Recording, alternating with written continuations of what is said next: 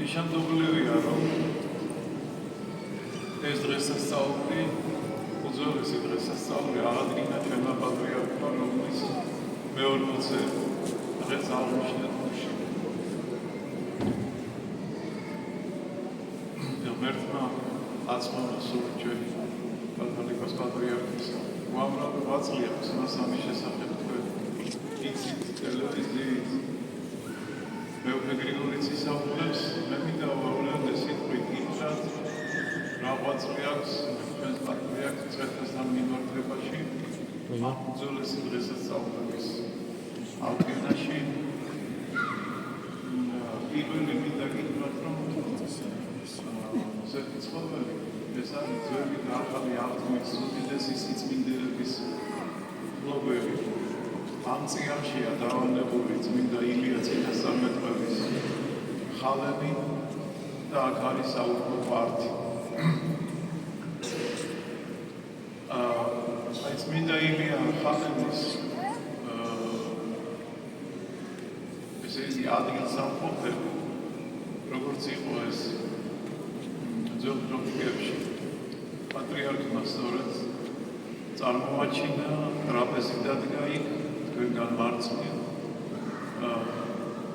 წმინდა ილიას ტაძრის წინ და იქ ტარდება წირვები, ანუ აღდგენა წარმოჩენა წმინდა ილია წინასწარმეტყველისა, როგორც რაღაცა განსაკუთრებული ჩვენისა და პაროლისა ჩვენი ერის ეს პატრიარქმა წარმოაჩინა ძველი აღთქმის დიდი მამა.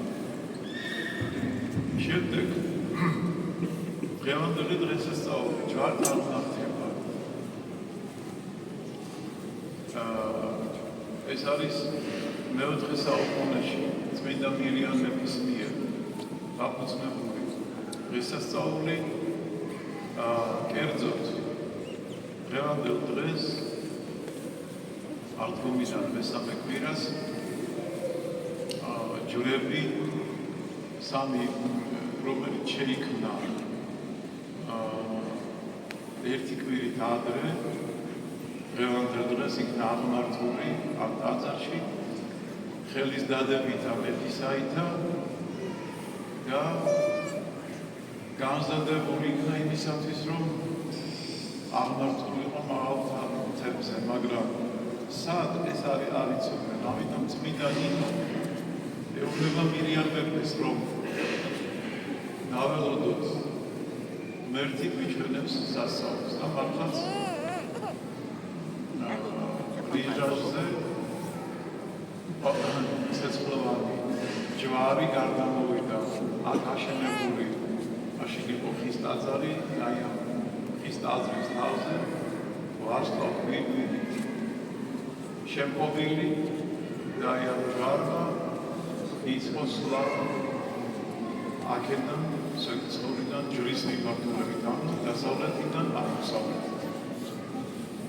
გზად გამოეყო ორი ვარსკვლავი, ერთი წავიდა დასავლეთით, მეორე აღმოსავლეთით, თვითონ ეს ჯვარი შეჩერდა, სადაც დღეს ზუძუს წყაროა წმინდა ნინოს მიერ აღმოცენებული და იქედან აღვიდოდა იქ, სადაც დღეს ჯვრის ტაძარია და იქ შეჩერდა. აი მაშინ წმინდა ნინო ბრძანა თხოვა უხსოვად მეფე მირიანს, რომ გავადგინოთ ის ორი ვარსკვლავი სარჩევდება, ეს ვარსკვლავები მიდიოდნენ და ისე ბრუნდებოდნენ, რომ ქართველი ერისთვის ესწავლებინათ. თუ სად უნდა აღმართულიყო ეს სამი ჯვარი? აუწყეს მეფეს, რომ და წმინდა ნინოს, რომ ერთი ჯვარი თავზე შეჩერდა, სადაც მირიან მეფეს სულიერი თვალი აეხილა, იცით ამის შესახებ. ერთი ჯვარი და ერთი ვარსკვლავი ბოდბეში გაჩერდა. წმინდა ნინო და თვითონ როგორც გითხარით, ვარსკვლავი გვირგვინით წეთი ჯვარს, ესე იგი სამი ადგილი უკალმო მონიშნა იმისათვის, რომ ჯვრები აღმართულიყო სველად და მფარველად ჩვენი ერის. აი ეს დღესასწაული, როდესაც ეს სამი ჯვარი აღიმართა ჯვარზე, თოთის მთაზე და უჯარმაში, ქართი ცხოვრება მოქცევა უბრალოდ გაუწყებს, რომ დაეცა ყოველი კერპი ქართლის. აი ეს დღესასწაული მე-20 საუკუნის დასაწყისამდე,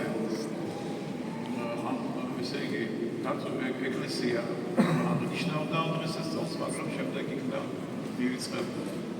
ეს სწორედ კათოლიკოს პატრიარქის სახელმწიფოები დაარღვევა ეს დღესასწაული და უკვე 18 წელია აღნიშნავ ჩვენ ამ დღესასწაულს. ეს არის ჯვრის აღმართვა, ისევ ხელახლა ვიმეორებთ ამ პროცესს და წინა წელს აღმართული ჯვრები არის ჯვარსა, თოთსა და უჯარმაზე გადაბრძანდება სხვადასხვა ადგილებზე. ინახეთ კათოლიკოსის დამოკიდებულება პირველ რიგში მან ბრძანა, რომ ჯვრები გადაბრძანებული იყოს სასაზღვრო რაიონებში, რომ საქართველოს საზღვრები დაცულიყო. შემდეგ, როდესაც უკვე ამ ჯვრებმა 18 წლის მანძილზე მოიცვა სასაზღვრო რაიონები, შემდეგ უკვე საკათედრო ტაძრებში, ასევე ასურელ მამათა მიერ დამოწმებულ მონასტრებში და ასე შემდეგ.